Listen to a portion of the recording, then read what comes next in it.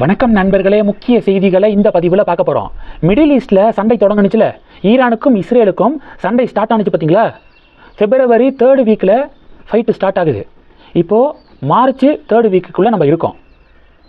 இப்போது இதற்கு இடைப்பட்ட காலத்தில், அதாவது அந்த சண்டை தொடங்குறதுக்கு முன்னாடி பல உலக நாடுகளில் பெட்ரோலுடைய ரேட் எவ்வளவு இருந்துச்சு, இந்த சண்டை நடக்கக்கூடிய இந்த நாள் இப்போ வரைக்கும் அது எவ்வளோ தூரத்துக்கு உயர்ந்திருக்கு, எவ்வளோ சதவீதம் உயர்ந்திருக்கு அப்படிங்கிற பட்டியல் வெளிவந்திருக்கு. இந்த பட்டியலை எடுத்து பார்த்தீங்கன்னா, பாகிஸ்தானில் பெட்ரோல் ப்ரைஸு 25 விழுக்காடு கூடியிருக்கு. வார் தொடங்குறதுக்கு முன்னாடி கம்பேர் பண்ணும்போது இப்போ 25 விழுக்காடு கூடியிருக்கு பாகிஸ்தானில். அமெரிக்காவில் 23 விழுக்காடு கூடியிருக்கு பெட்ரோல் ப்ரைஸு. ஆஸ்திரேலியாவில் 32 விழுக்காடாம். ஜெர்மனி, இது மாதிரி எல்லா உலக நாடுகளும் பெட்ரோல் டீசலுடைய விலையை கூட்டியிருக்காங்க, ஏன்னா சண்டை காரணமாக. ஆனால் இந்தியாவில் ₹1 கூட பெட்ரோல் டீசலுடைய விலை கூட்டப்படலை. ஹார்மோஸ் ஸ்ட்ரைட்டை ஈரான் க்ளோஸ் பண்ணி வச்சுருந்தாங்களே, அதனால் உலக அளவில் எரிபொருள் விநியோகத்தில் பெரிய சிக்கல் ஏற்பட்டுச்சு. இதன் காரணமாக பல உலக நாடுகள் பெட்ரோல் டீசலுடைய விலையை உயர்த்தினாங்க. ஆஸ்திரேலியாவிலலாம் 32% உயர்த்தியிருந்தாங்க. ₹100 இருந்துருந்துச்சுன்னா 132, எவ்வளோ தூரம் உயர்வு பாருங்கள் விலை. அப்படி ரேட்டை உயர்த்தியிருக்காங்க பல நாடுகள். ஆனால் இந்தியா ₹1 கூட உயர்த்தலை. இதுதான் மோடியுடைய டிப்ளமசி அப்படின்னு சொல்லிட்டு இப்போது சென்ட்ரல் கவர்மெண்ட்டுக்கு பாராட்டுகள் குவிந்து வருது. இது ஒன்று. ரெண்டாவது என்ன பார்க்க போகிறோன்னா, விளாத்திக்குளம் அருகே 17 வயது சிறுமிக்கு நேர்ந்த கொடூரம்.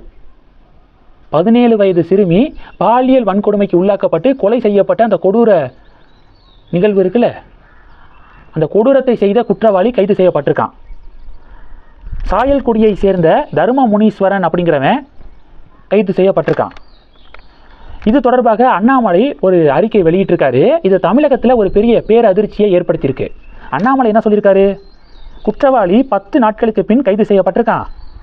சாயல்குடியை சேர்ந்த தர்ம முனீஸ்வரன் அப்படிங்கிறவன் தான் அக்யூஸ்டு. இவன் ஏற்கனவே கொலை வழக்கில் ஆயுள் தண்டனை பெற்றவன். 2020 மூதாட்டி ஒருவரை பாலியல் வன்கொடுமை செய்து கொலை செய்த வழக்கில் இவனுக்கு கோர்ட்டு ஆயுள் தண்டனை வழங்கியிருக்கு. 2024 ஆயுள் தண்டனை வழங்கினுச்சு கோர்ட்டு. இப்போ ஜாமீனில் வெளியில் சுற்றிக்கு இருந்திருக்கான். சுப்ரீம் கோர்ட்டுக்கு போய் ஜாமீன் வாங்கியிருக்கான். அப்போது தமிழக அரசாங்கம் இவனுக்கு ஜாமீன் கிடைக்காத மாதிரி சுப்ரீம் கோர்ட்டில் அரசு தரப்பு வழக்கறிஞர் வாதத்தை முன் வச்சிருக்கணும். சரியாக நேர்த்தியாக வாதத்தை முன் வச்சு இவனுக்கு ஜாமீன் கிடைக்க விடாமல் பண்ணியிருக்கணும். ஆனால் திமுக அரசாங்கம் கோட்டையை விட்டுருச்சு அப்படின்னு அண்ணாமலை கொந்தளித்து பதிவிட்டிருக்காரு. கொடூர குற்றவாளிக்கு ஜாமீன் கிடைக்கும் அளவிற்கு திமுக அரசு வழக்கை மெத்தனமாக கையாண்டது அப்படின்னும். சரி, ஜாமீனில் வெளியில் வந்துட்டான். சரித்திர பதிவேடு குற்றவாளி, எவ்வளோ பெரிய கிரைம் பண்ணியிருக்கான். அப்போ அவனை சர்வைலன்ஸில் வச்சுருக்கணும்ல, அவன் எங்கே போகிறான் என்ன பண்ணுறான் அப்படின்னு அவனை காவல்துறை தொடர்ந்து கண்காணிச்சிருக்கணும்ல. அதுலேயும் காவல்துறை கோட்டையை விட்டுருச்சு.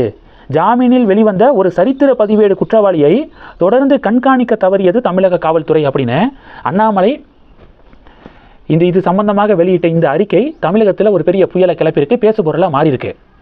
அண்ணாமலை முன்னாள் காவல்துறை அதிகாரி, அதனால நச்சுன்னு கரெக்டாக கேள்வி கேட்குறாரியா அப்படின்னு தமிழக மக்கள் பாராட்டுறாங்க. இது 2.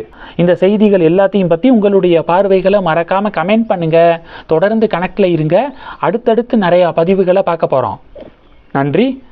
ஜெய் ஹிந்த்.